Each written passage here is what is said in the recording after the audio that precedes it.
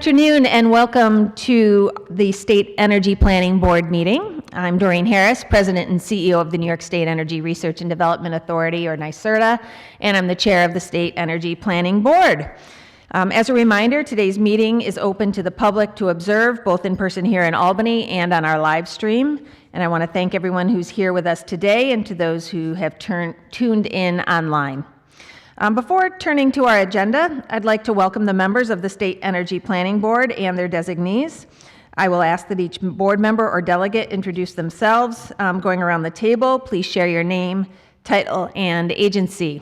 I'll start to my right. Hi, Jessica Waldorf. I'm the Chief of Staff and Director of Policy Implementation at the Department of Public Service. I'm here on behalf of Chair Rory Christian.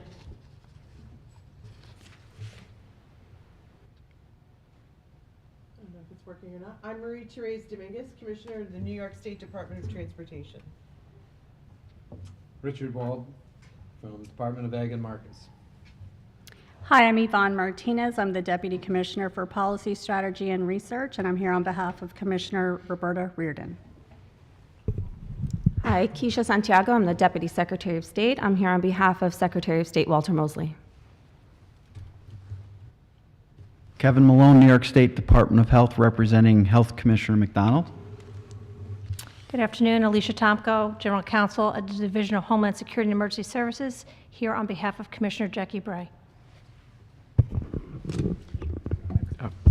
Sean Mahar, Executive Deputy Commissioner for New York State DEC, and it's a pleasure and honor to welcome you to our DEC offices today. John King, Chancellor at the State University of New York. Assemblymember Dee Barrett, representing Assembly Speaker Carl Hastie.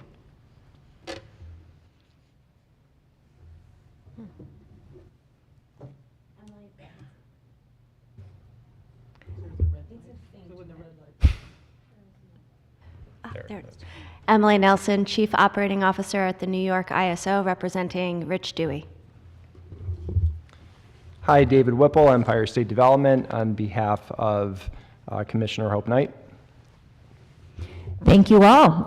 For the record, I note we have a quorum for today's meeting. Thank you, and I will now turn to today's business. Next slide, please, for the agenda. And more, please. So please note for the record, this agenda was shared with board members and posted on the Energy Plan website for the public to review on Friday, February 21st. As you see here, our agenda today is first to review and approve the minutes of the December 12th, 2024 board meeting. Also, to consider and act upon adoption of the scope. To hear presentations on investments in New York's infrastructure. To hear a presentation on the planned approach for the techno-economic pathways analysis. To discuss other business and to discuss next steps. Next slide, please.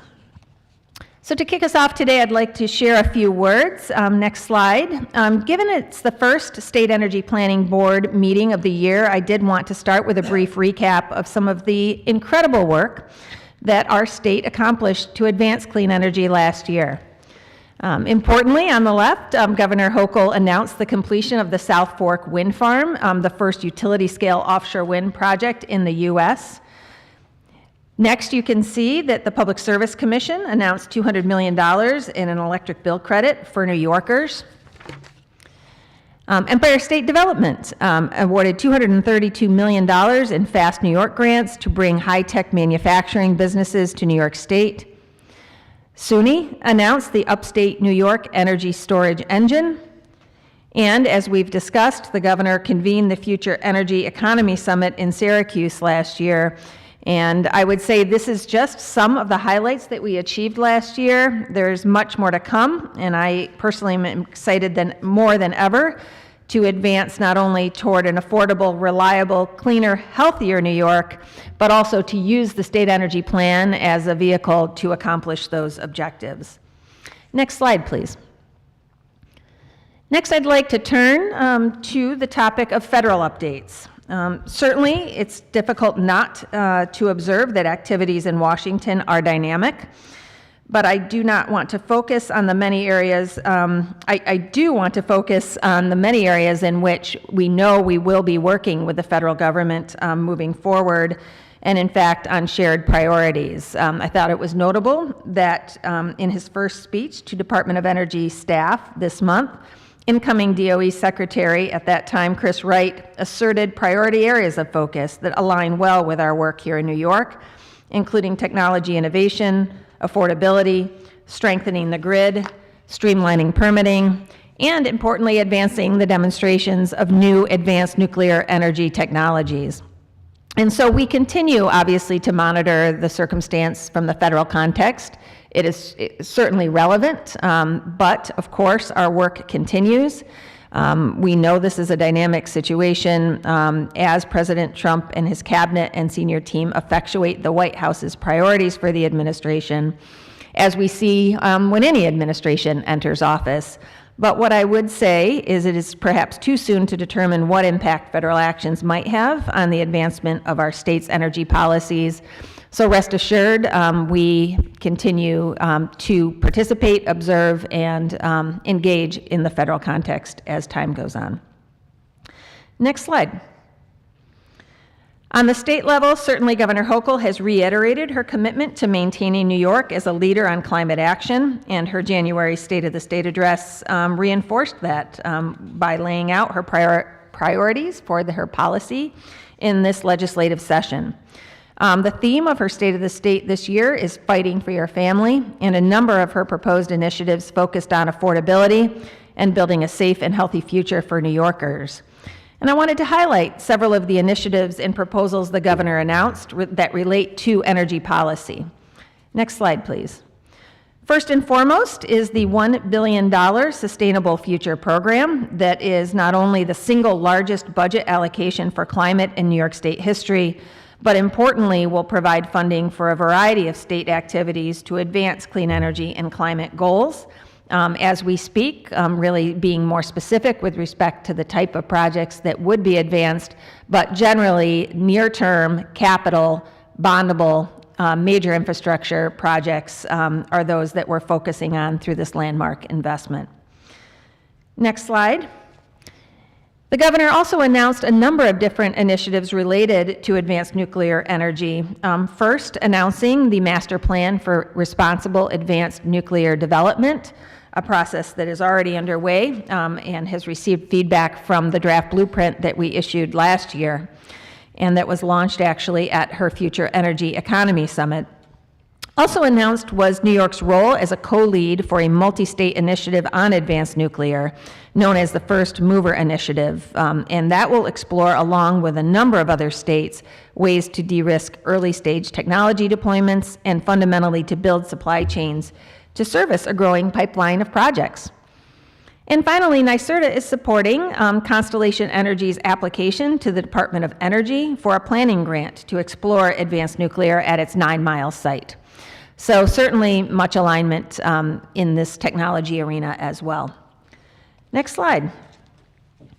The governor also announced that the state will be proposing new reporting regulations to gather information on emission sources as a step forward in New York's emissions reduction activities.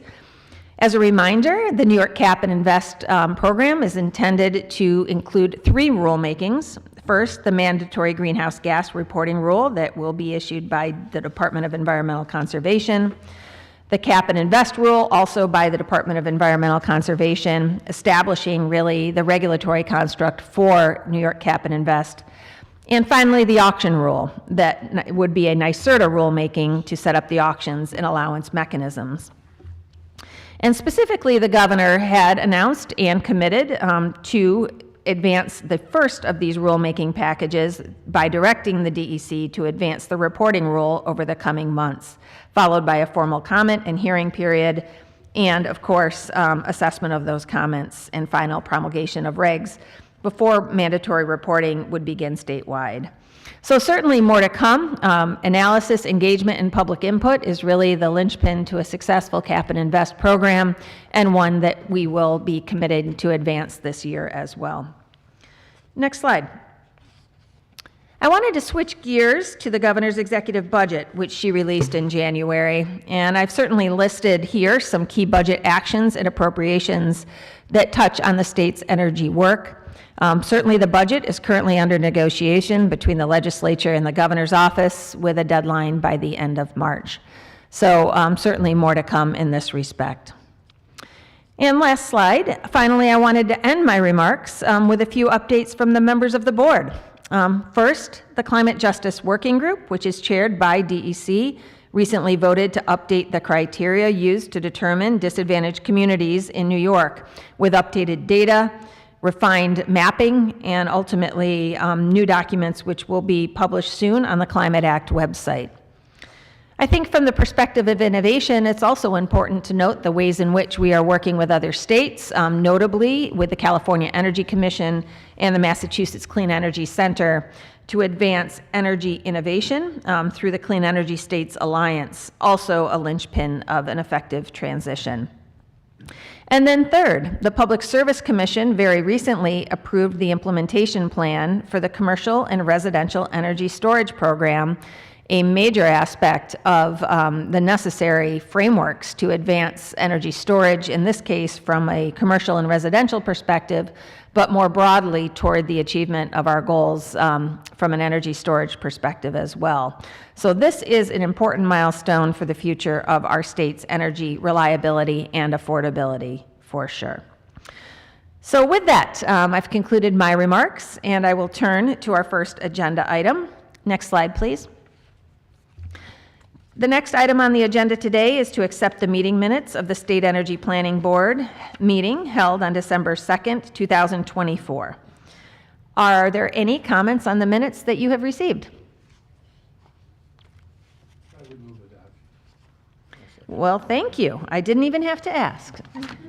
So, if anyone is opposed, of course, please speak. However, if not, the minutes are accepted into the record, and we will move on. Next slide. So on September 9th, 2024, this board moved to release a draft scope of the state energy plan. The comment period related to that draft related to the draft scope, and it was commenced via publication in the State Register on September 25th, 2024 for a period of 60 days. On November 19th, 2024, the comment period was extended through December 16th, 2024. And during the course of the comment period, the board received a total of 1,878 public comments on the draft scope. I will now turn it over to Carl Maas, NYSERDA's Vice President of Policy Analysis and Research, to walk us through the public comments received and the amendments that were made to the scope as a result of those comments. So over to you, Carl. Thanks, Doreen. Next slide, please. So as Doreen noted, a number of organizations and individuals provided responses to the board's request for input on our draft scope of work. We sincerely appreciate this input, which agency staff have reviewed and synthesized to inform refinement of our scope, as I'll summarize for you all through the next few slides. Our commenters who submitted input on behalf of an organization, company, or other type of group, we asked each commenter to self-identify which category best describes their group. As you can see, we received 86 comments submitted on behalf of groups, over half of which came from groups identified as nonprofit, advocacy, and community organizations. Other groups that submitted comments represented trade associations and businesses, local government, state government, and New York utilities. Also note that a comment could be submitted on behalf of multiple entities, such as the comment from the Utility Consultation Group, which represents 8 New York State utilities. Today, I will walk through key themes from the public comments and note the responsive revisions made to the scope. Members of the board and the public may also review comments directly using a link provided on the Energy Plan website, and we've noted here on the slide at the bottom. Next slide. So multiple commenters expressed their appreciation that the draft scope pointed to a comprehensive energy plan. As a reminder, the scope is guided by Article 6 of the Energy Law and the Climate Act. It organizes issues that will be discussed and analyzed in the energy plan into these 15 topic areas. Overall, the public comments indicated the scope includes a comprehensive set of topic areas, so we did not change the overall structure. Similarly, the comments underscored the importance of a plan that looks towards meeting our state's future energy needs in a manner that ensures a reliable energy system, advances the decarbonization of our economy, and balances objectives around cost, equity, the environment, public health, and economic development. Public comments helped us to refine some of these issues and considerations in the scope. Next slide, please.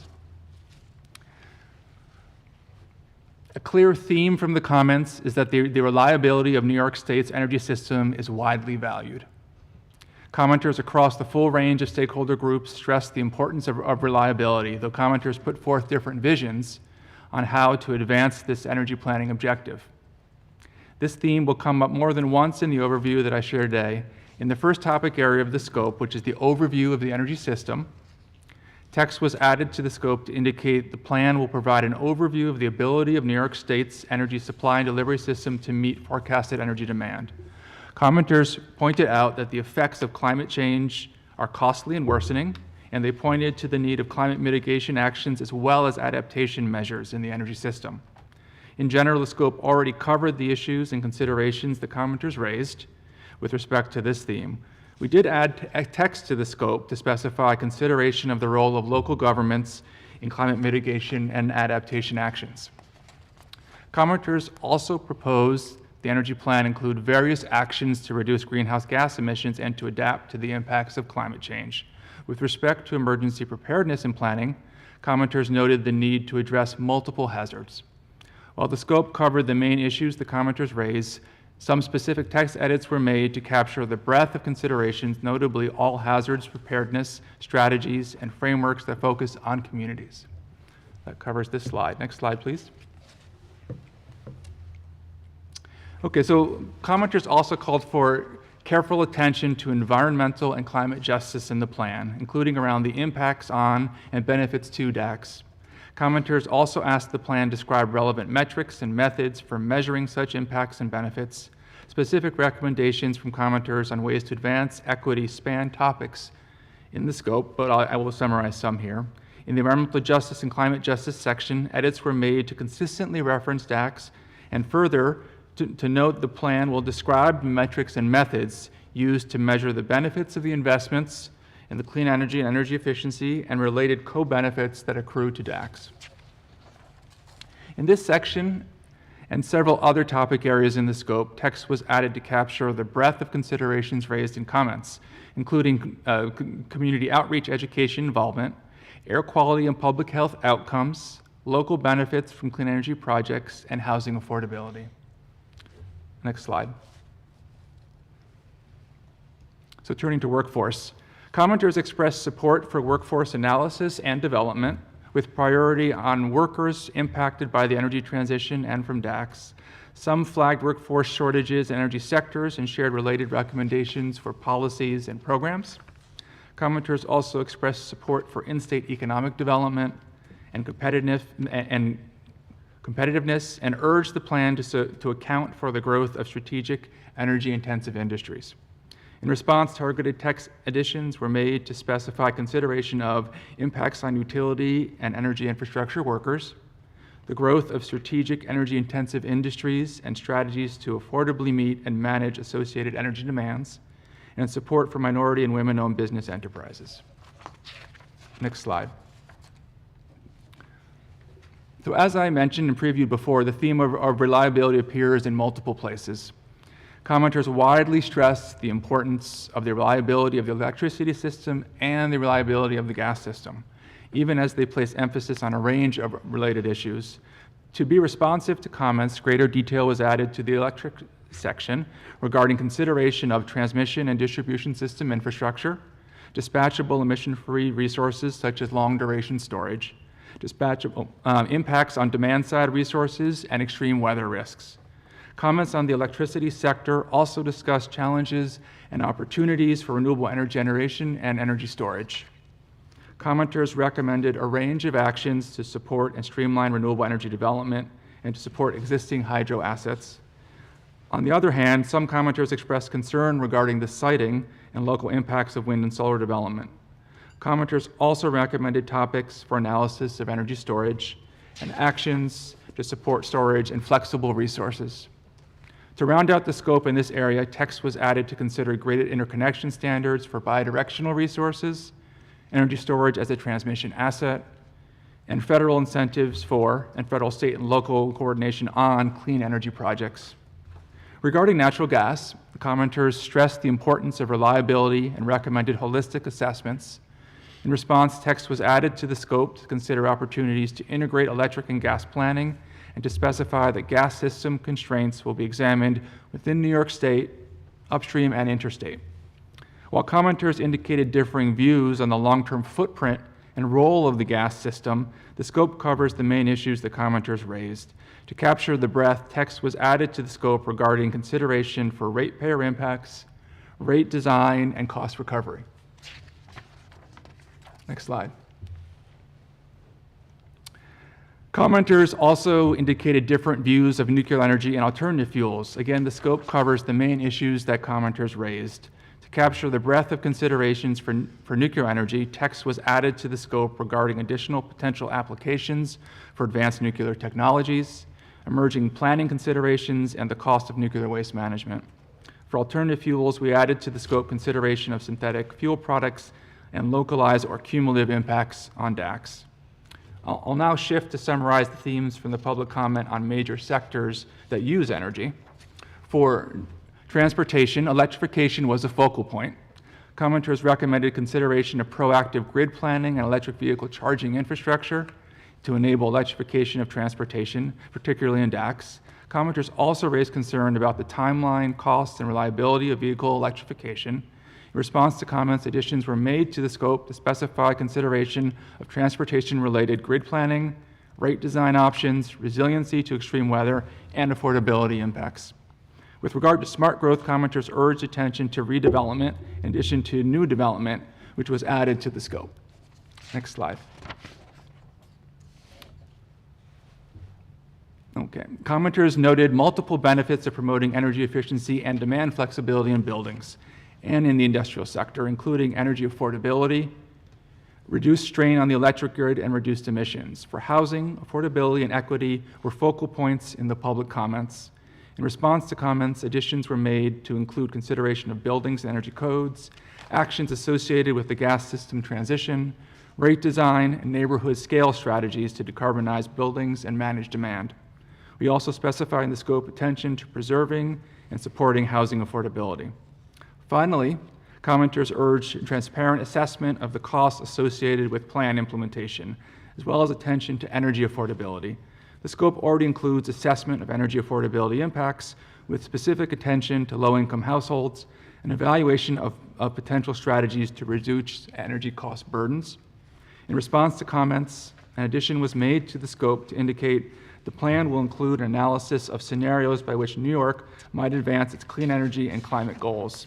We'll hear more about that scenario-based approach a little bit later today, as you saw on the agenda. So this concludes my summary. It was a whirlwind of our many public comments. Hopefully I was able to touch upon each of the key themes from the public comments and the ways the scope has been amended to make way for those edits. Thank you, Doreen. Yep, thank you, Carl, and thank you to everyone who submitted thoughtful comments throughout this process. We certainly look forward to continued participation as the process ensues. However, for now, do any members of the board have comments or questions on the presentation or the amendments that were made?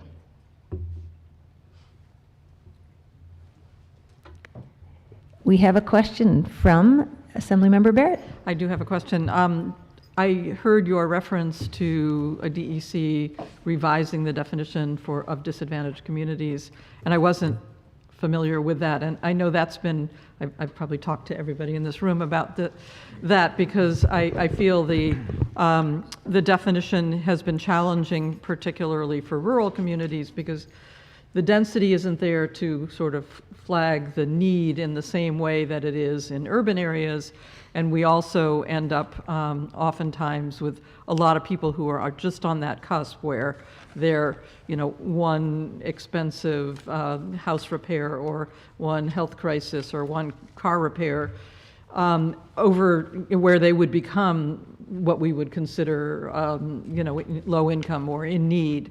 And I just wanted to sort of loop back about that, because we very cavalierly use DAX as a kind of an all-inclusive topic, and I just would like to know, how are we actually defining that, and is there flexibility at all in recognizing, if you don't have a car, how do you get to places in your rural and those kinds of things? So. Sure. Assembly member, I think what we can do is set up a separate briefing for you and other interested members to walk through that, have the Climate Justice Working Group and the staff that support that show how we're taking the various census data and criteria that was established in the legislation and applying that to the mapping requirements. So the Climate Justice Working Group really does the work of setting those out, and then we work to implement them and institutionalize them, so we can give a full walkthrough of where the Climate Justice Working Group is and the next steps in that process, and how they're taking a holistic look across the state at not just urban areas, but rural disadvantaged communities as well. Okay, thank you. Thanks. Any other questions or comments? Just as a comment, I just want to commend the staff who worked so diligently on taking in the public comments that came in and working them through and making those respective edits in the scoping plan. I thought it was very thorough. Thank you. Thank you. I second that motion. Yes, thank you to the staff who have put that diligence to work, but also with the skill sets that exist around this table as well. So very appreciative of the diligence of the collective team. So with that, we will now move to accept the final scope for the State Energy Plan. Do I have a motion for Resolution 13 adopting the scope? Motion. Seconded. Anyone opposed? The motion carries. So we will proceed as noted. The scope is accepted into the record and will be posted to the State Energy Plan website. Next slide. And next. And next. Very good. We are now pivoting, as described, to a number of different presentations, in fact, 3, really regarding the needed investments in New York's energy infrastructure. As you had heard, this is a topic that was of significant relevance in the comments received, but generally, we would all know that investing in our energy infrastructure ensures we can continue to reliably meet our energy needs as our infrastructure ages, our economy grows, and our climate changes. And that is the subject of the 3 presentations you will be hearing today. Specific to these important drivers, but also the values that occur from investing in our energy infrastructure, including how to maintain the high reliability standards that we heard about at our last meeting. So with that, I will turn to the next slide and introduce Eric Ryder, Deputy Director of Energy System Planning and Performance at the New York State Department of Public Service, to discuss investments in our current energy infrastructure. Testing. Yep. Is it on? Yep. Okay. Good afternoon. My name is Eric Ryder. I am the Deputy Director of the Office of Energy System Planning and Performance at the Department of Public Service, which is a staff arm to the Public Service Commission. Thank you to the State Energy Planning Board for the invitation to present today on the status of the state's energy infrastructure and the Department of Public Service and Public Service Commission's work to ensure strategic investments for purposes of reliability, resiliency, and affordability. The Public Service Commission is responsible for, among other things, the regulatory oversight of New York State's investor-owned electric and natural gas utilities. The Public Service Commission's mission is to ensure safe, affordable, and reliable utility service. The Office of Energy System Planning and Performance provides engineering, analysis, and support to the Department of Public Service and Public Service Commission.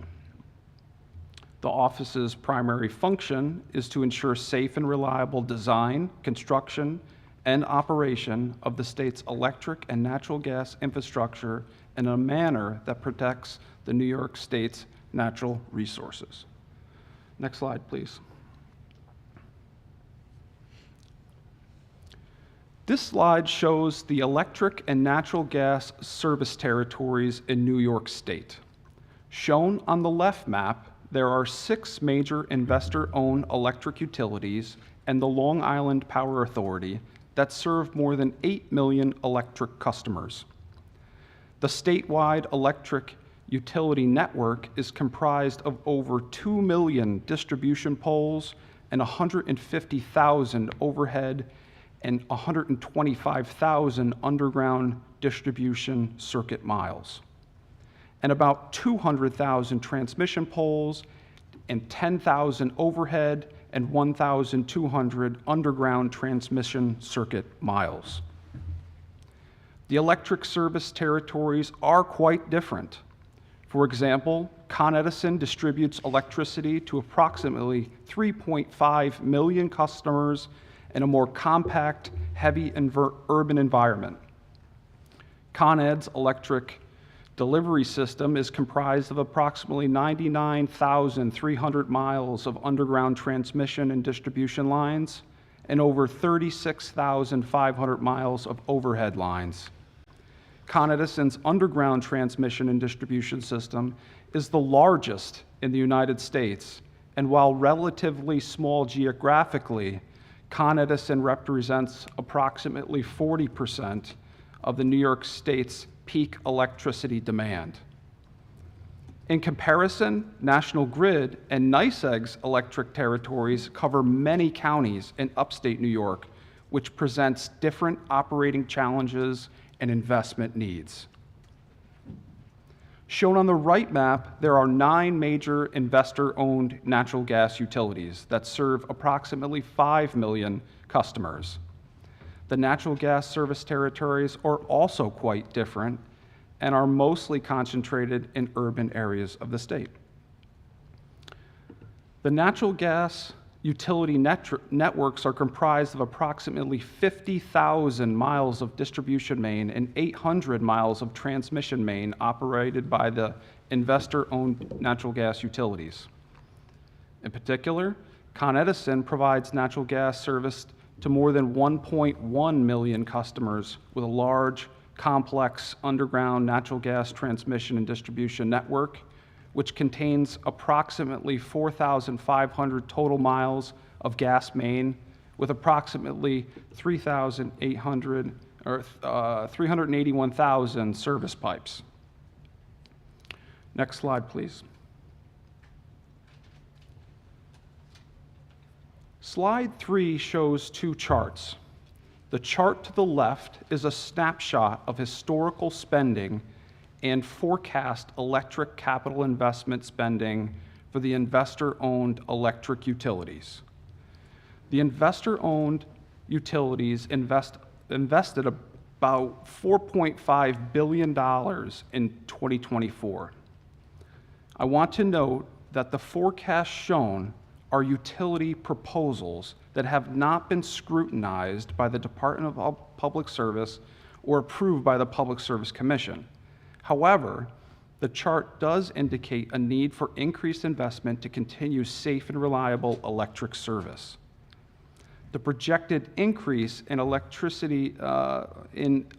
utility spending is about 65% from 2024 to 2027. But again, these numbers have not been approved, and the Public Service Commission typically pares back utility requests to what is needed and to consider bill affordability.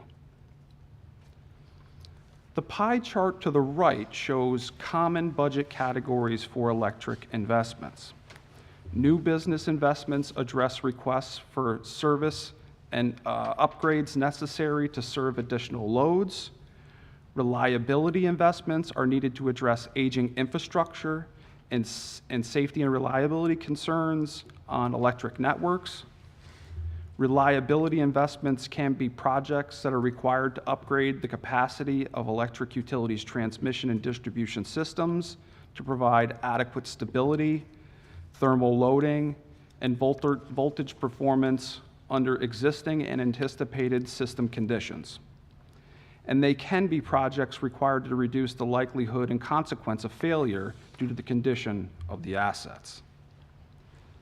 Examples of such projects include replacements of overhead lines, underground cable, or substation equipment.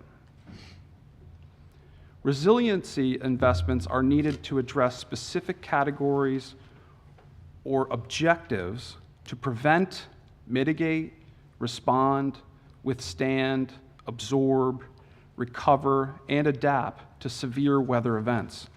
I'll elaborate more on slide 5. Modernization investments are proactive investments to improve or transform existing systems with technology to provide innovative solutions and enhance efficiency. In that vein, the Distributed System Implementation Plans, or DSIPs, are focused on integrating distributed energy resources and clean energy technologies, operating a more dynamic and flexible electric grid, and enhancing the customer experience. These investments will enable the utilities to modernize the grid, improve efficiency, develop markets, and enhance the reliability and resiliency of the electric grid, while providing opportunities for third-party providers of distributed energy resources to deliver value to both customers and the electric system. Like all utility investments, funding for DSIP-related projects and programs are considered in electric rate case proceedings. Another investment that crosses the aforementioned list is cybersecurity investments, which are necessary in terms of keeping secure and functioning systems. Cybersecurity investments also require more modern billing and accounting systems to function properly, which go beyond just strictly security investments and provide and deliver the utilities with new tools which can unlock benefits for consumers. For example, utilities can better respond to storm outages, better use grid edge technology, find solutions with non-wires alternatives, and enable billing of innovative rates. Next slide, please. Slide 4 shows 2 examples of how long assets are estimated to live and the percentage of those assets over 70 years of age. However, to start, it may be helpful to explain the broad categories of the electric network, which is comprised of the bulk transmission, the transmission, and the distribution systems. The bulk transmission system refers specifically to the high voltage transmission lines that carry large quantities of electricity over long distances from power generation to substations, essentially representing the backbone of the grid and is managed by the New York State Independent System Operator, or NYSO.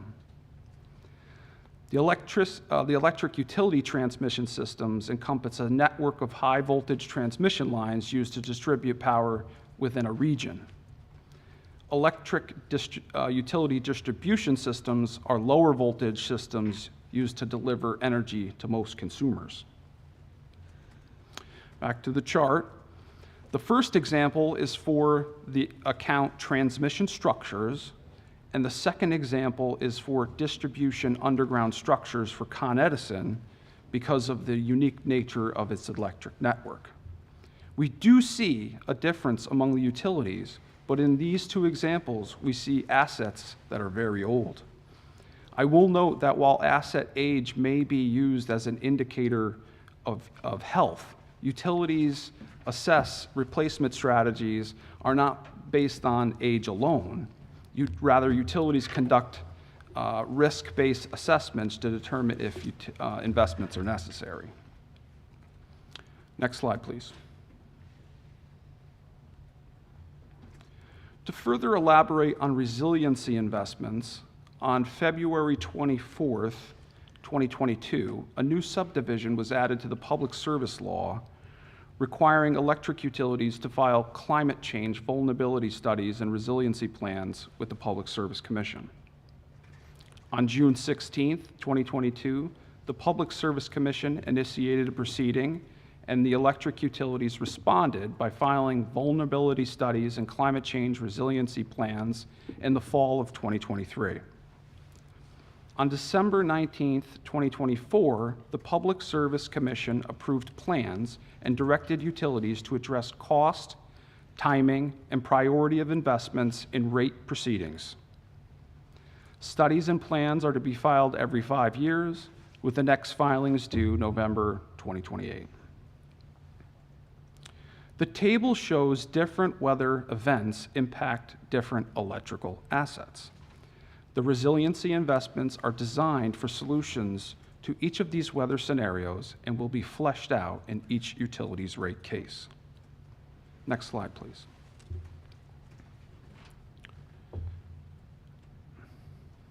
Although the state's major generators are not rate regulated by the Public Service Commission, the overall number of generation assets impact reliability and supply prices ultimately charged to electric utility customers. The NISO published a study called the 2024 Reliability Needs Assessment, which is a biennial report that examines potential solutions to projected reliability needs. In that report, the NISO indicated a growing number of fossil fuel generators are reaching an age at which similar units across the country have been deactivated. The report explained that as generators age and experience more frequent and longer duration outages, the cost to maintain these assets increase. These operating costs may drive aging generation into retirement, especially in the case of fossil fuel fleet that faces increased restrictions on emission in the future. Figure 43 of the report shows that by 2028, more than 6,500 megawatts of gas turbine and steam turbine-based capacity in New York will reach an age beyond which 95% of these types of generators have been deactivated. The 6,500 megawatts in 2028 represent approximately 26% of the 2024 total fossil generation fleet and 17% of the 2024 statewide summer installed capacity. Next slide, please.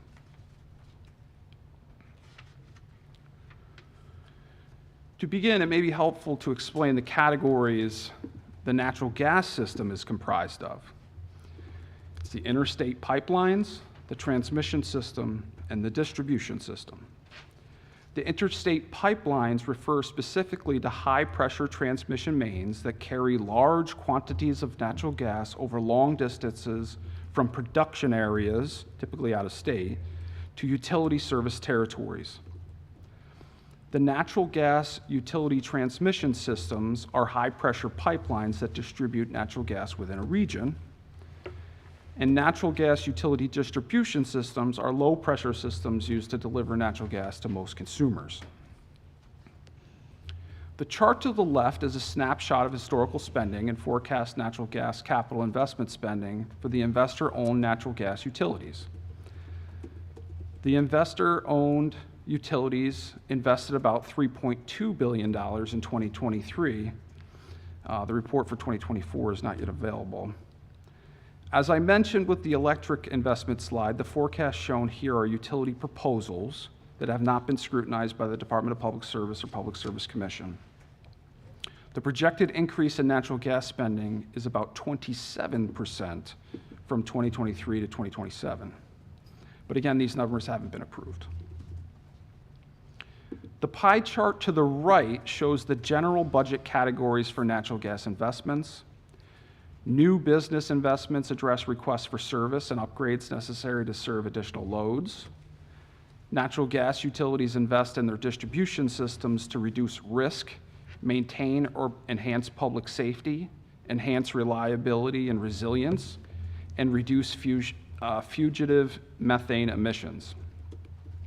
They accomplish this by removing leak-prone pipe, which reduces the number of cracks and occurrences of corrosion that could lead to methane leaks.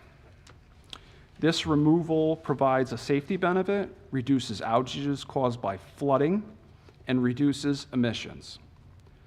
Some innovative solutions include using robots to seal joints of larger diameter cast iron mains.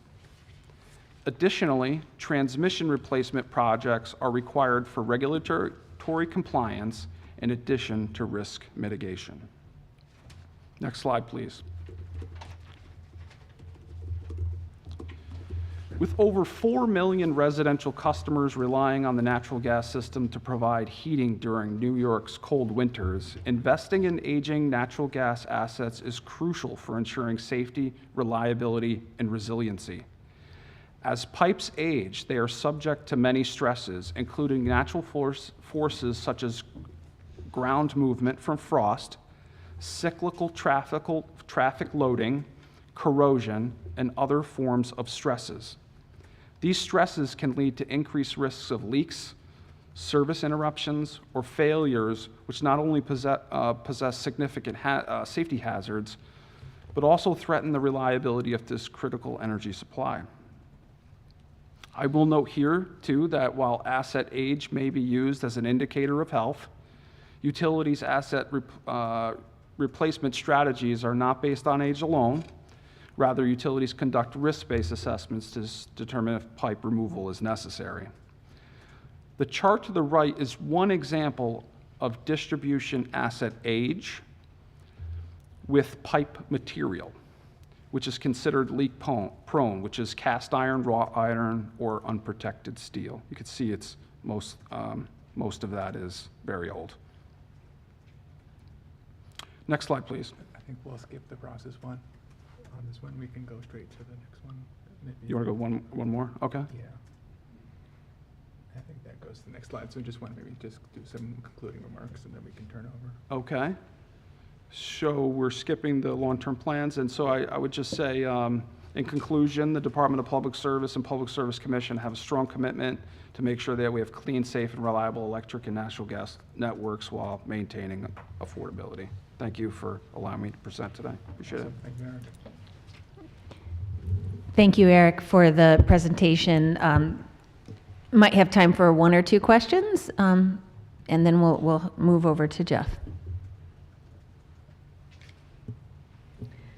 Not a question per se, but a comment. I think, first of all, thank you for the presentation. And, I think it's important to keep the level of investment that's needed in our energy systems in mind as we work on the state energy planning process, but also, criticisms of the climate agenda driving, significant investments in rates. It actually turns out, based on the presentation and what we know, a lot of the investments that are driving utility rates are mostly for system reliability, resiliency, safety, and new business. And so I think the presentation is helpful just to kind of keep those points in mind as we work on, the work on the state energy planning process, but just more broadly as we work on the state's clean energy agenda. Could you go back to the slide just before this? I just want a clarification, point of clarification. Sorry, the one before that. So the portion in red, which is the percent of leak-prone pipe, are you saying that it's out of the system based on, or you're saying that's what's remaining left in the system that would have to be replaced? So the green lines are the remaining miles, Okay. and the red is the percentage of those green bars that are leak prone. Okay, so it's diminished. We have a focus on removing those assets from the system, so you should see the oldest assets being decreased because those are the assets that are cast iron, wrought iron, and unprotected steel. They're leak prone. Great, thank you. Yep. Thank you, Eric. We may have more questions, but let's move on to the next presentation. I'd like to introduce Jeff Friedman, research faculty at the Atmospheric Science Research Center at SUNY University at Albany, to discuss the impact of climate change and the importance of resilience investments in the current and future energy system. Jeff. Thank you, and good afternoon, everybody. I'd like to begin this presentation with a plot that I tend to show when I talk about climate change, because this really gives us the context of where we are and why we're here. And what you're seeing is a plot of the temperature anomaly, global temperature anomaly, going back about 100 and so years. And what you'll note, and what I'll point out, is most of us in this room, many of us in this room, have never experienced a below normal temperature year. In other words, global warming is real, and it has been accelerating over the last few years. The other lines on this chart indicate the growth in CO2 concentration in the atmosphere. You could see that as we are moving, and each time I revise this chart, I have to keep upping that y-axis to account for the fact that these values are rising. I also have methane on that. And if you can go to the next transition. And so that really forms the background of the New York State Climate Impacts Assessment. This is a report that was put together by several task forces under the charge of NYSERDA in New York State. And this is a focus on energy. So next slide, please. So key points that I want everybody to take away from this report is that we already have climate change occurring. It's been going on for several decades actually now. And it has been and will continue to impact the energy supply, and it continues to stress the transmission and distribution infrastructure. On the right is a plot of just storm reports that are compiled by the National Centers for Environmental Information under NOAA.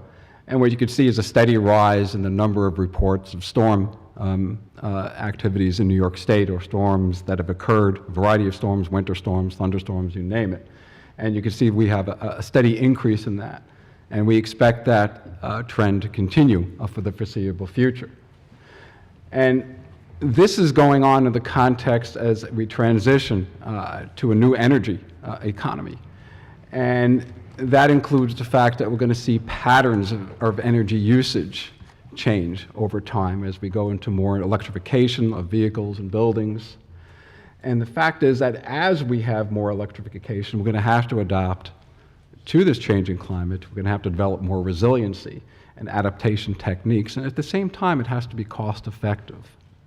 And so finally, the other thing I want to stress is that there has been in the past an unequal impacts on communities because of existing inequalities. And these are things that we're going to also have to take into account, and that we are taking into account as we move forward.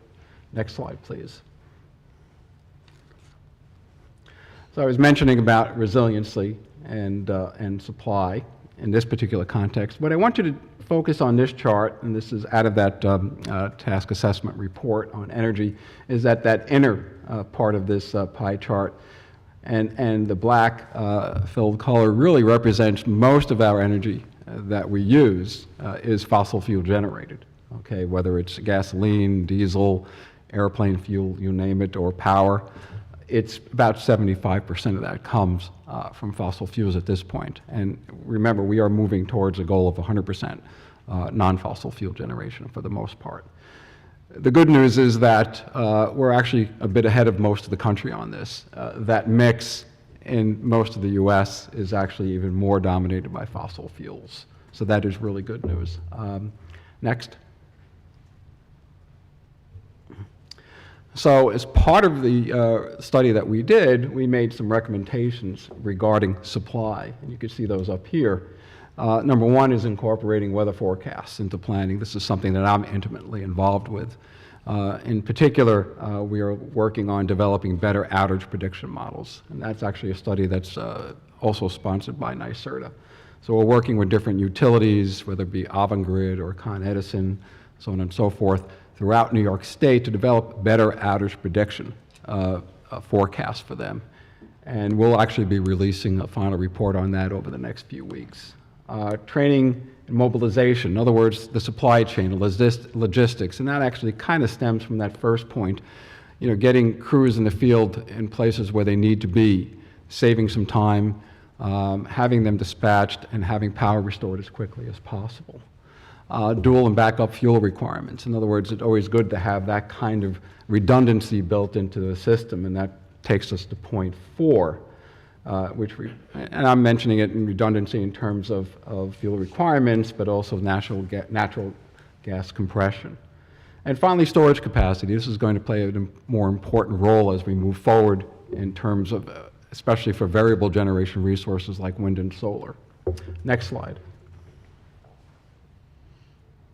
So now we talk about delivery. This has always been intriguing to me, that this asymmetry, or actually between upstate and downstate, in terms of where delivery is of what. And in this particular case, upstate, in this case, is mostly northern New York and western New York, as NYSA defines it. And you could see that there's an even mix between fossil fuels and non-fossil fuel generation, mostly because upstate you have availability of hydroelectric power and wind energy, of course. Downstate, of course, is where we see mostly dominated by fossil fuels. And the good news is, as you can see there in the lower left, is that offshore wind is going to play a huge role in correcting that asymmetry and also drawing power downstate through new transmission to New York City is going to be of great help as well. Next. So as part of recommendations for the delivery, the establishment of microgrids. These are almost independent generating sources that are locally available that can be in place, and I'll touch upon that shortly. Hybrid renewable, and that's essentially taking advantage of the fact that we have this complementarity between wind, which tends to blow strongest at night, where we get the most generation there, and solar, which of course peaks during the day. So you have that complementarity. Now we also have the availability of offshore wind, which tends to peak in the late afternoon, especially during the summertime. That also complements solar power when we have the highest demand as well. Redundant communication systems and smart meters. I actually had a smart meter installed at my house just the other day. This is really important because, again, we can improve upon efficiencies in terms of delivery. And finally, autonomous energy grids, something that is under development and engaging in more research to get that demand response resources based on training of data, which is machine learning. In other words, we understand how the system works, looking at how it's worked in the past and how it works today. We also have to make sure that we adopt to what we think is going to happen in the future. Next slide, please. So as part of the work we did here, something is, okay, since we are transitioning to generation from renewable energy, so we had some work that was sponsored by NYSERDA that we completed recently on looking at what's the impact of climate change on the renewable energy resource. Short answer is, in the near future, going out the next 20 years, there's going to be very little impact. So this gives us increasing confidence that the resource assessments that we performed on energy and renewable energy generating facilities that are in the pipeline now or being deployed now, we're confident that the energy that will be generated from those facilities will be as we predicted. And so, and actually going out even further in time, it looks like the changes in renewable energy generation or changes in the resource that we have are going to be modest at best, well within the interannual variability. Next slide.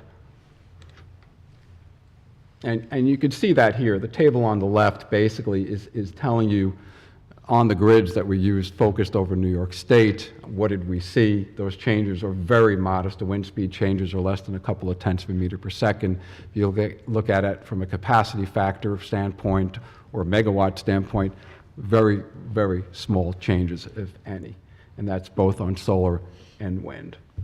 And precipitation, it's not shown here. We do see the continuation of an increase in precipitation over the state as we move through time. That really goes back to the late 60s after we had the big drought in the early 60s. We've had essentially just an increase in precipitation over time. There will be short-term droughts that we've experienced, but the overall trend is for increased precipitation. Next slide, please. Finally, I'm going to go back to that Marcus Garvey Apartments. This was a program in partnership with Con Ed where they deployed, in essence, we're going to have, we need essentially to establish either a new substation or perhaps we could do something different. And what they did here was they said, well, let's make this a project where we can look at grid resiliency. And you install a microgrid. This is an apartment complex in Brooklyn. And essentially they draw power from the grid, but for the most part, if there is an extreme weather event that knocks out the power, there's going to be a minimal impact on the residents there, at least for the first half day or a day or so where power is out. So this is really important to establish these kind of microgrids, and this is a wonderful pilot study. I encourage you to read all about it.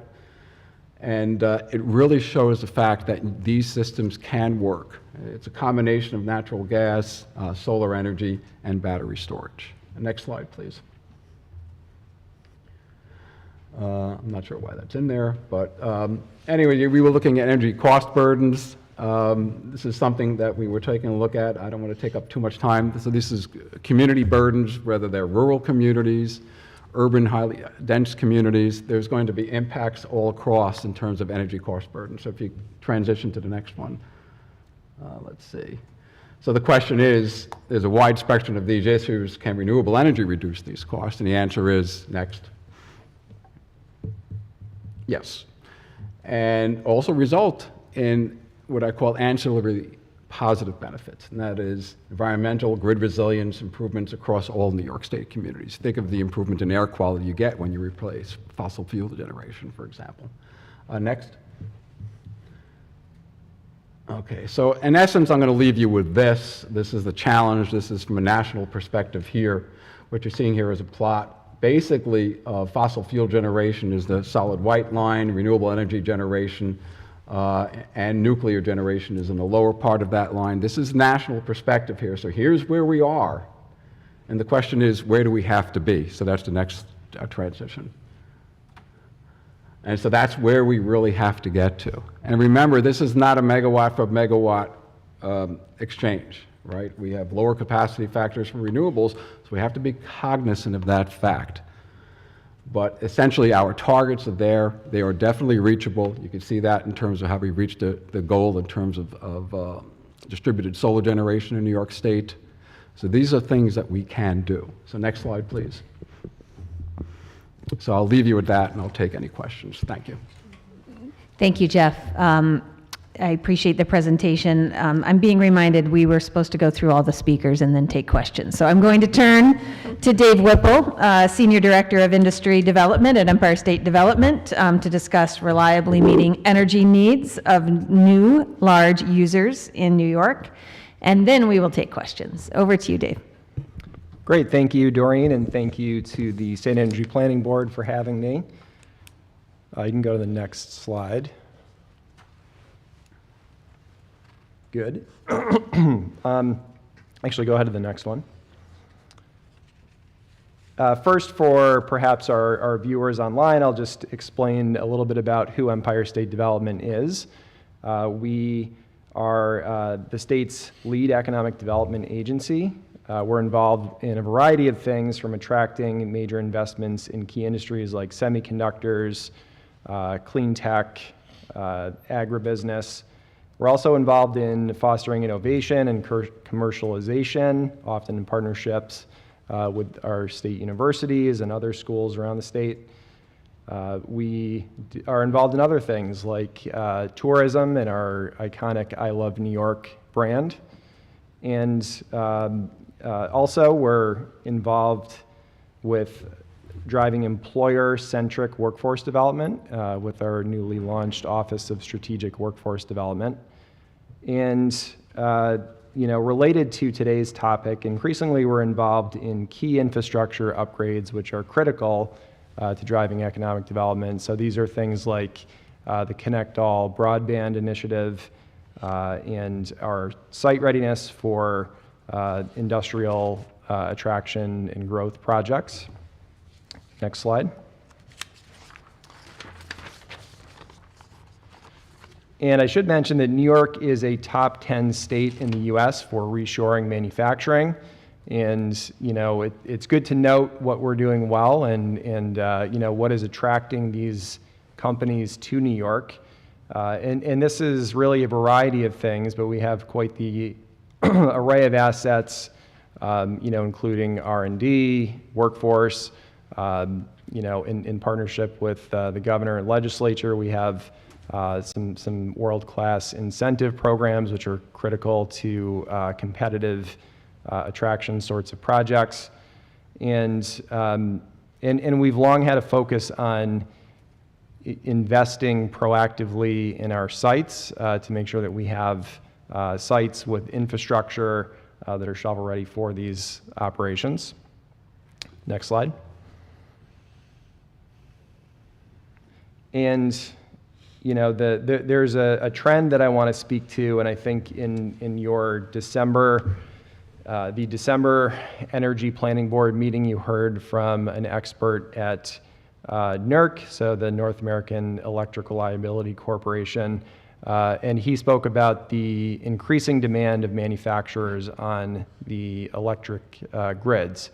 And so I thought I'd just give you a little bit of perspective of kind of, ESD's, I guess, boots on the ground interaction with these manufacturers as we're trying to get them to commit to New York.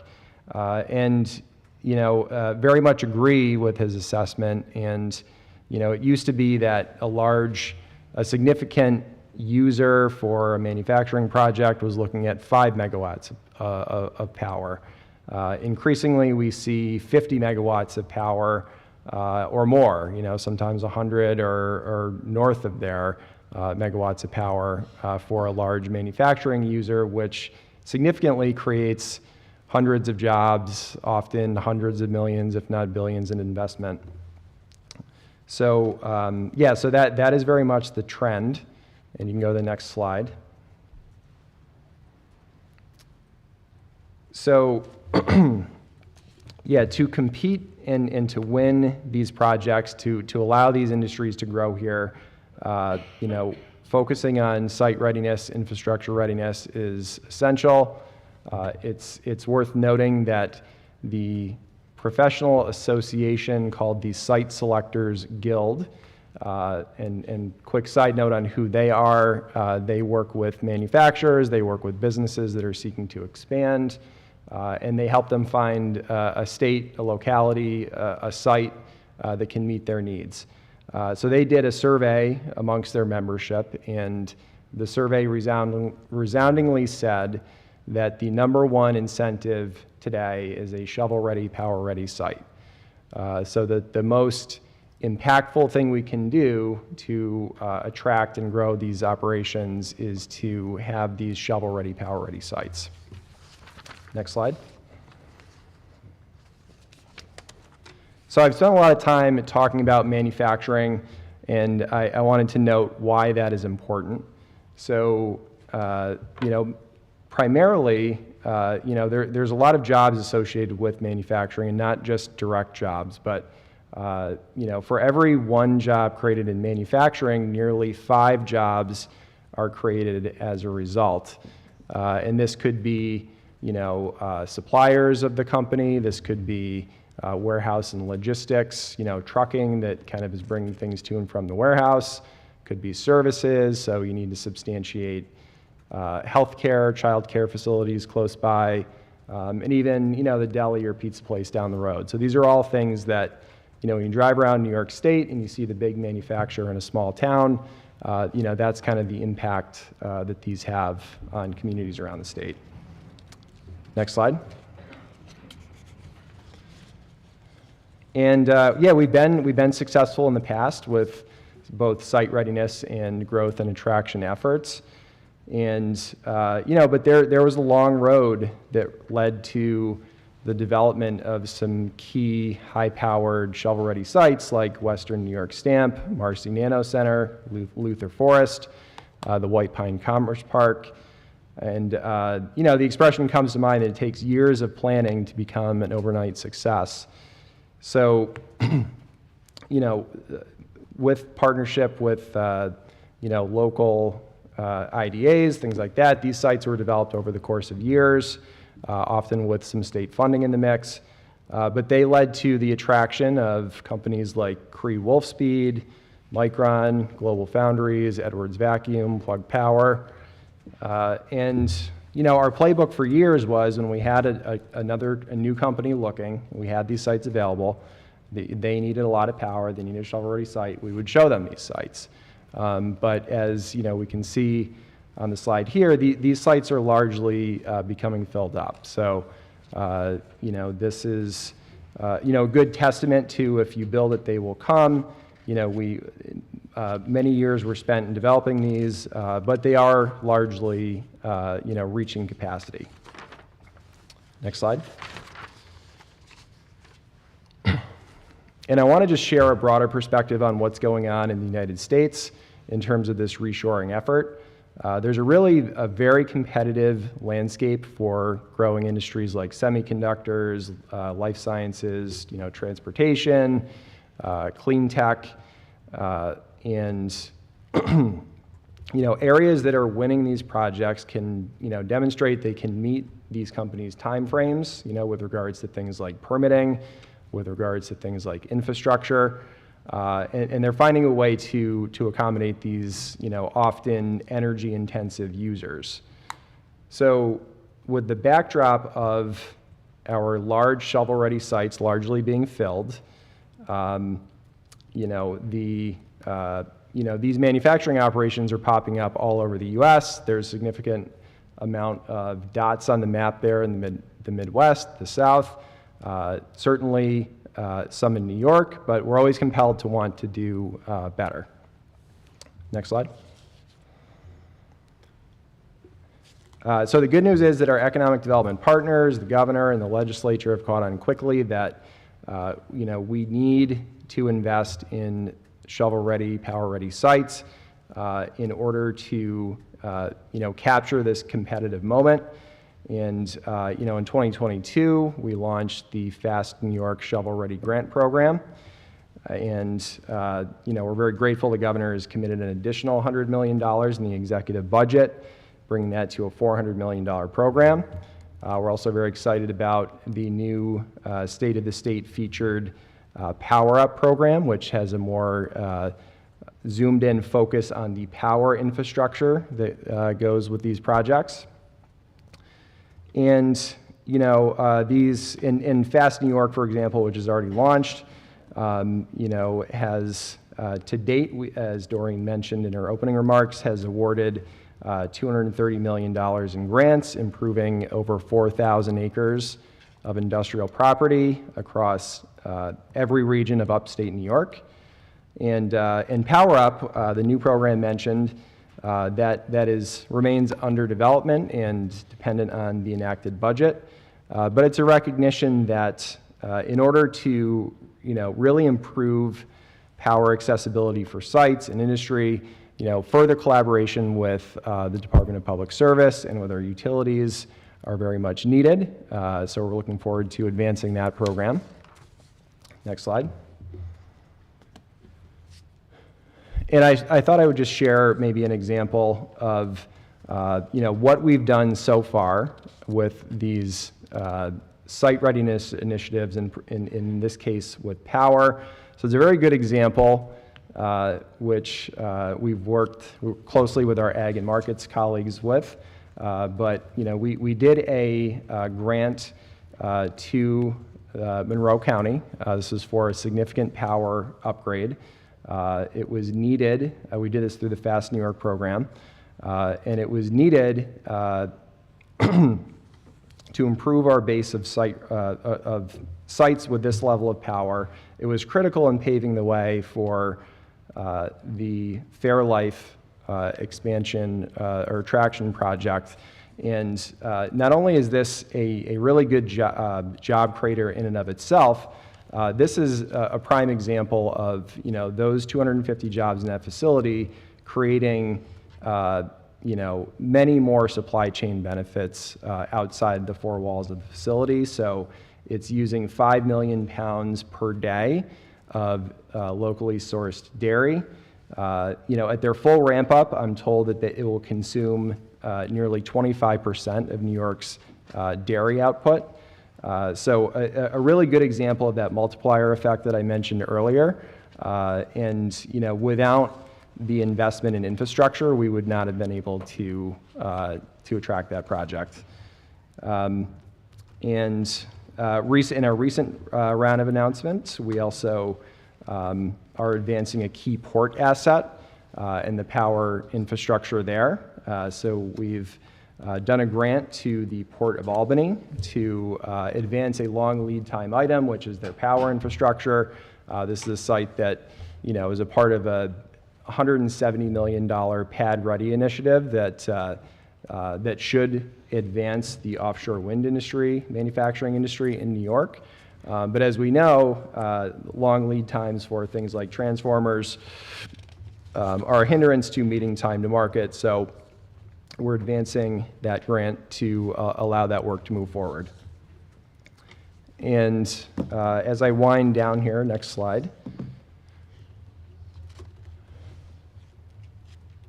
So yeah, I just want to, in closing, I guess, go back to the significance of creating manufacturing jobs in New York State. I talked about the multiplier effect, the supply chain, the broader benefits of manufacturing beyond the four walls of the facility, but the impact it has on our communities around the state. And beyond the job creation, there's also, the critical element of manufacturing here that is, we need food security, we need energy security, we need national security, we need all of these things. And, we learned, during COVID with the outsourcing of PPE, we need to manufacture these things, in the U.S., and we need to manufacture some of these things in New York. Again, I appreciate the opportunity to speak to you all about this, and ESD is very much looking forward to continued collaboration with the State Energy Planning Board and our partners on advancing this. So thank you. Thank you, Dave. I want to thank all of the panelists. We have maybe 5 minutes for some questions or comments from the planning board members. I have 2 questions for Professor Friedman. One, if you could remind us what esteemed institution with which you are affiliated. The Atmospheric Sciences Research Center at the University at Albany. Which would be a part of the SUNY. SUNY system. Oh, excellent, excellent. I just wanted to verify that. Thank you. My question is about the impact of artificial intelligence and data centers. Mm-hmm. And you had a slide towards the end that showed kind of the scale of need for transitioning from fossil fuels to renewable energy. And I'd be curious what your projections are for the impact that AI and data centers will have on that. It's probably in New York one of the largest contributors to the increase that we'll need for capacity. Probably with building electrification and EVs, of course, I would say data centers are up there in terms of the additional need for power. I mean, there are projections that are changing every day. And so I would say that AI data centers are going to be a big driver in terms of the need for additional capacity.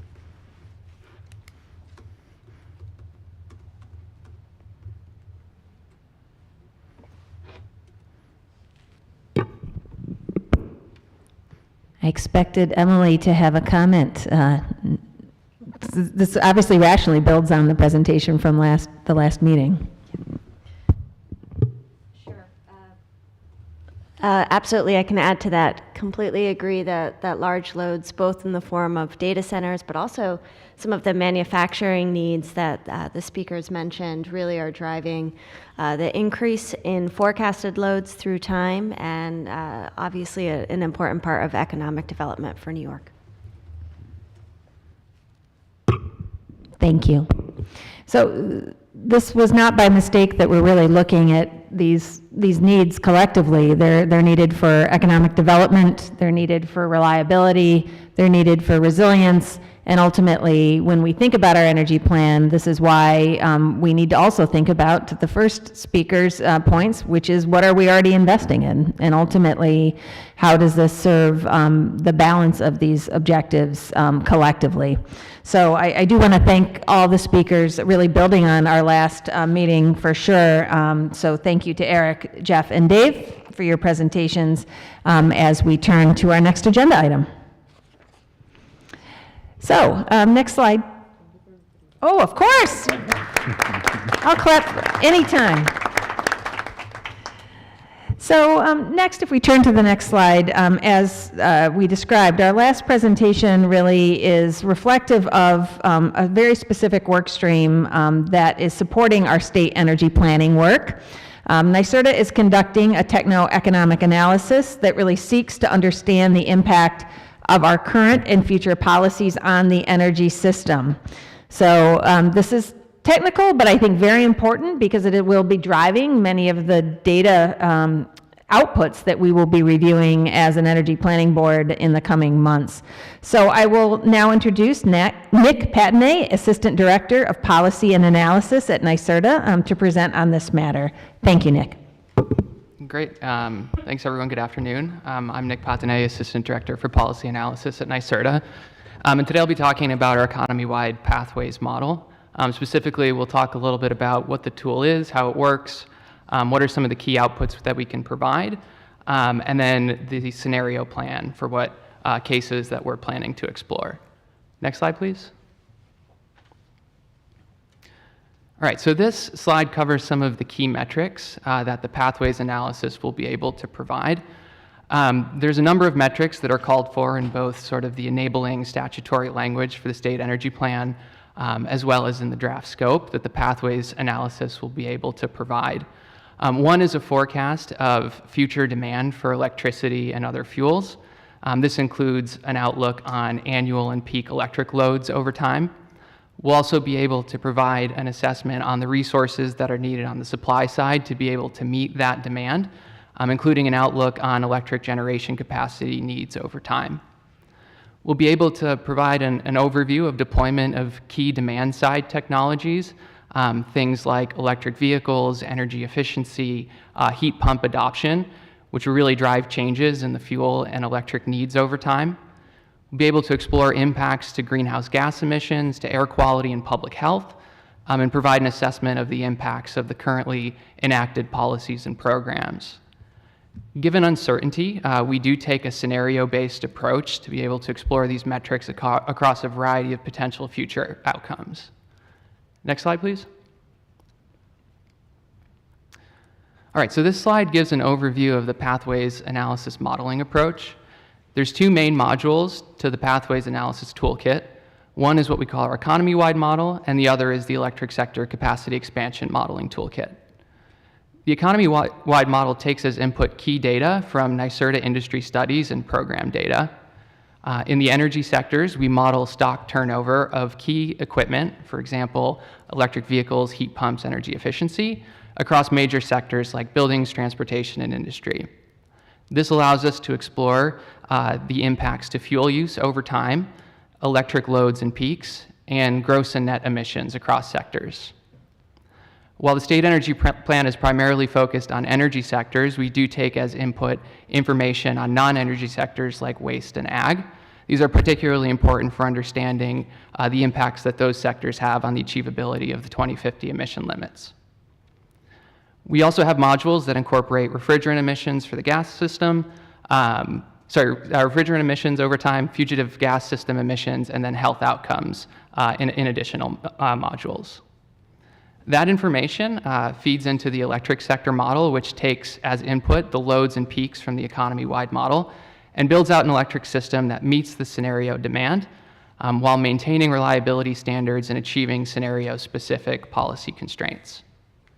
This allows us to understand deployments, for example, of solar, wind, batteries, zero-carbon firm resources. And we feed that information, coupled with electric system fuel demand, back to the economy-wide model for an economy-wide roll-up. Next slide, please. All right, and this is our last slide. This is the scenario framework that we're planning to run. As mentioned, given future uncertainty, we take a scenario-based approach to our modeling. And this slide outlines the four key types of scenarios that we're planning on running. So the first is a baseline scenario. This includes federal policies, but excludes New York's incremental clean energy policies. It reflects only modest adoption of clean energy technologies. And as a result, we only see moderate changes to things like annual electric demand and end-use fuel by scenario, which are represented in the black lines in the figures on the left. This scenario acts as a point of comparison against which we can compare our other scenarios to understand the incremental benefits and the incremental costs of New York's climate actions. Given federal uncertainty, we do plan to continue monitoring developments out of DC and make changes to this scenario through sensitivity work over time. The next case is our current trends case. This case includes impacts from state and local actions across a variety of sectors. For example, policies and programs in the building space, like advanced energy codes, and policies and programs that impact the adoption of energy efficiency and building electrification technologies. Similarly, in the transportation sector, we have representation of policies and programs influencing vehicle electrification and programs in the electric space that impact the deployment of clean generation technologies. By comparing the current trends case back to the baseline case, we'll be able to understand the incremental benefits and the incremental costs of New York's enacted climate policies. We'll look toward industry reports and market data to understand the impact that those policies are having on adoption. The next case is our steady progress case. This includes all policies from current trends, but adds incremental adoption of clean energy technologies from some mix of future additional policies into future years. And last is our mitigation cases. These cases explore different pathways to achievement of the 2050 economy-wide emission limits. We do test a variety of different cases that will pull different technology levers to be able to test different trade-offs. By comparing the mitigation case back to the baseline scenarios, we'll be able to explore the incremental benefits and incremental costs of pursuing the 2050 economy-wide emission limits. These are the cases where we expect to see the most adoption of clean energy technologies. As a result, these are the cases where we expect to see the most growth in electricity demand, as well as the most decline in other end-use fuel demand, given fuel switching. In addition to these core cases, we'll also be running a number of sensitivities where we can toggle individual variables to explore the impacts of key metrics on important policy questions. And while we don't have data to present today, we will be running the models imminently, and we'll be coming back at a future meeting to look at results. All right. Be happy to take any questions. Thank you, Nick. What questions do members have for Nick?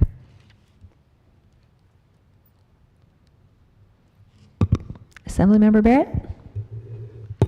So this is I think probably a real rookie question here, but are we talking about data that you're putting in and then running through data systems? Is it numbers, or is it what is the, how are we working on this stuff? Yeah, we'll have a ton of numbers to share. So we start with input data that we have from our programs, from our industry studies. We can then sort of model turnover equipment across a variety of sectors and come up with a quantitative understanding of things like load and fuel mix over time. We could also explore quantitatively the impacts of those decisions, for example, on peaks and annual energy needs, on air quality and public health, on greenhouse gas emissions. And by taking the scenario approach, we'll be able to kind of quantitatively compare different energy futures and understand what those trade-offs are, not just on a conceptual basis, but with some representative numbers. And will this take into consideration parts of the state that are more engaged, less engaged, how they're engaged, what they've done, those kinds of things? Yeah, we do have sort of an ability within our modeling toolkit to explore different regions individually, and so we can explore some of the differences, for example, in existing building stocks, generation assets, opportunities for renewable deployments, to try to understand some of the differences, the different dynamics that exist throughout the state. Okay, thank you. I have a question. How are you accounting for the evolution of federal policies? It almost seems like you should do a baseline of where we were trending, a few months ago versus where we're trending now. Yeah, thank you for the question. I completely agree. So I think the approach that we're taking is we're sort of monitoring the latest landscape, which of course we all know is actively shifting day by day. At some point, we'll press go on a baseline case, and the proposal is to sort of continue to monitor those developments and use future sensitivity work to explore how that changes.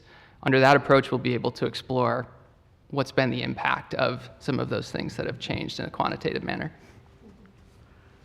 It was interesting when we were advancing the work of the integration analysis of the Climate Action Council. It was the other way around. We saw the Inflation Reduction Act and the Bipartisan Infrastructure Law, et cetera, and really actually ran a sort of last-minute scenario based on the benefits that they would prescribe, and they were significant.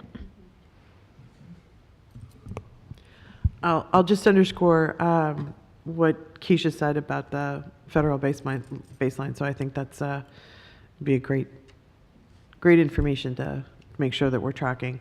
The second question I had is, and you may have said it, but I'm not sure that I heard it, demographic changes across the state, if we're looking at where we are, like how are we also tracking demography? And we've got a lot of people moving into various sectors of the state and how that's transitioning. I saw it in a bunch of the presentations, where we have new customers, so to speak, but it's shifting.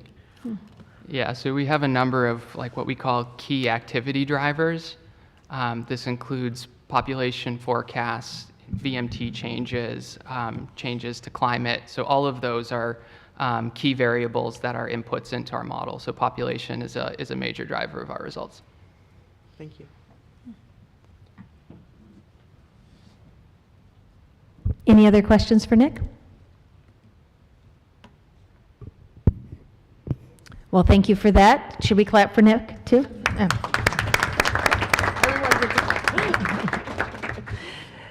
Thank you very much.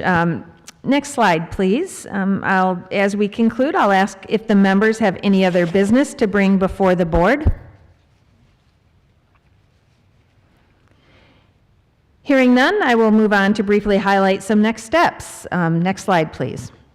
First of all, thank you all for your participation today, and certainly not only for the board members, but for their delegates for stepping in, of course, to represent the board members.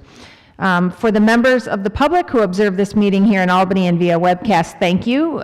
We very much welcome your input on the draft scope. As you can see, it made material changes in the way we're proceeding, and we certainly intend to have robust engagement moving forward. Next slide, please. And certainly do monitor energyplan.ny.gov for ongoing updates to our work and our progress. For now, though, this meeting of the State Energy Planning Board is hereby adjourned with my thanks. Thank you.